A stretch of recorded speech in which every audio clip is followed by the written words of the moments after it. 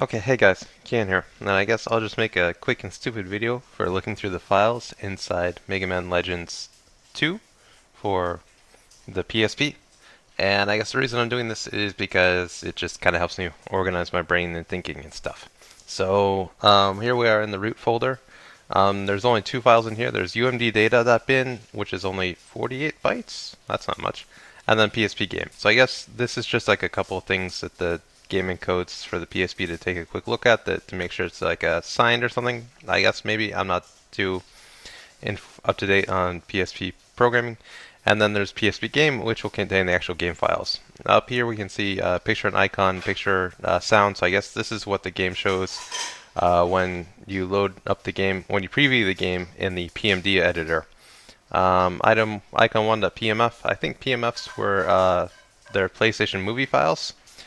Um, and then if we look and take a quick look into the system directory, we have boot.ebin and then update, which has data eboot.bin. So I guess this is the actual game that gets run, or this is the binary, or I guess like the compiled elf file, if that's even correct. So this is the actual programming stuff here, or the actual executable here. And I guess what I'm interested in is the user directory. So if we go into user directory, we've got a few things that kind of seem somewhat familiar here. We've got common, dat, E1, K module, and module. Now I'm going to take a quick look at these two just to knock them down first. So module looks like it contains a bunch of PRX files, and if we go back into K module, that also contains a bunch of PRX files. So what I think this is, what I'm guessing PRX files are, is they look like some kind of library, like a DLL file or some kind of dynamically linked library, or possibly just like a statically linked library. But either way, those look like libraries. E1 and -E1.prx. The game Mega Man Legends 2 for PSP has four mini games. I don't know if they were previously released or they were for some disc, but they're included in the content. There's four mini games, and they're called Episode 1. So it's not the whole Rockman Dash episode 1. It's four individual mini games. So I'm guessing that's the PRX. It looks like that gets loaded in as a dynamic library when you run that, and then E1 contains all the assets for that. And there's just that, which looks like it contains the levels and assets inside the levels, which I guess I try to refer to as actors. I don't know if that's correct or not. And then if we go to pl.dat, this is player data. So this is going to be the mesh information for Rockman or Trigger, or whichever you want to refer them to. So which kind of just leaves us with two directories left. There's common, demo.bin, game.bin, game over, game over, game over, init, logo. Now these all look like the title screen and stuff like that to get the game initialized, like a init.bin. Init.bin is also probably going to contain Mega Man's rigging and a few animations, 172, 200 kilobytes. I think this init.bin is stuff that gets loaded into memory on boot and then just stays there. Logo.bin will probably be the Rockman Dash, stuff like that. And then all these PL files are going to be different meshes for Mega Man. All of his special weapons and stuff like that, those get loaded in as individual meshes, and they all get linked together into one rig. And then at the end, select staff submap.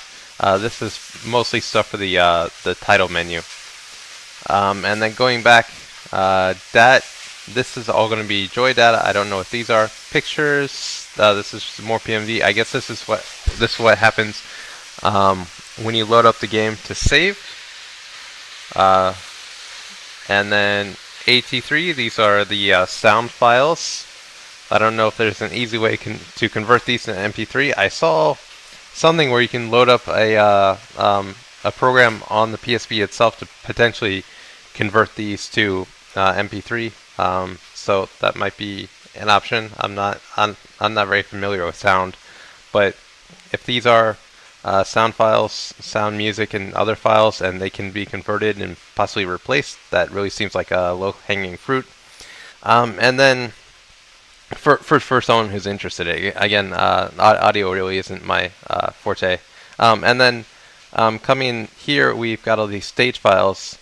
And so if they work the same way, which they should, the stage files like st4b.bin or st04 is going to be the root stage file. So that's going to be the stage file, um, the grid layout, and all the tile sets for the stage, and then this is going to be stage 4, scenario A, scenario AT, scenario B, scenario B01, and stuff like that. So the scenario B, and then if anything changes and the actors change in the scene, it's going to swap out the NPCs, and it's just because there's a lot of room on the disk, they just find it easier to replace the same thing over and over and over and over, include the same assets over and over and over again, because it just makes loading a lot easier than from reading. You can read one file sequentially as opposed to reading lots of different files randomly from the disk. So I guess that's I think that's kind of an unfortunate side effect of programming for a disk instead of being able to just program to RAM, or read-only or flash memory, because I think a cartridge based medium would probably just be able to load these, have a single set of actors or a single set of assets, and then you just have a file that tells you which assets load in and when. So I guess there's ups and downs to kind of working with these. It's trying to make tools and trying to link these together kind of gets ugly. So we'll see how that works out. I really, in this case, I would like to avoid having to work with save states, and if I do work with save states, I will work with the PlayStation version and not the PSP version. So I'm hoping with the PSP version I can find these should be unique enough that I can work with them directly and not have to resort to working with save states in terms of textures. So in terms of things to go first, we've got comment and we've got dat. The main thing I'm concerned about is what the format that textures are going to be in. We've got a couple of options in terms of TIM files. We've got the MML form of TIM files, which have a different header, and they have a different order to make them faster to copy into the frame buffer. We have the MML TIM compressed, which was the huge issue that I ran into in Megaman Legends 2 for the PlayStation. Is they had simple compression. It's simple, so if anyone familiar with compression actually worked with it, they probably wouldn't have too much of a problem with it. I'm not. Compression again isn't my forte, and it was kind of hard. And then the last thing is if they just use GIM files, which should be native PSP image files. So I guess we'll just kind of start digging in and looking. I'm trying to think of what the best approach would be if I, because there's kind of 4 different things to start getting familiar with. There's the image files, there's the player meshes, there is the scene files, and there is a scene with actors.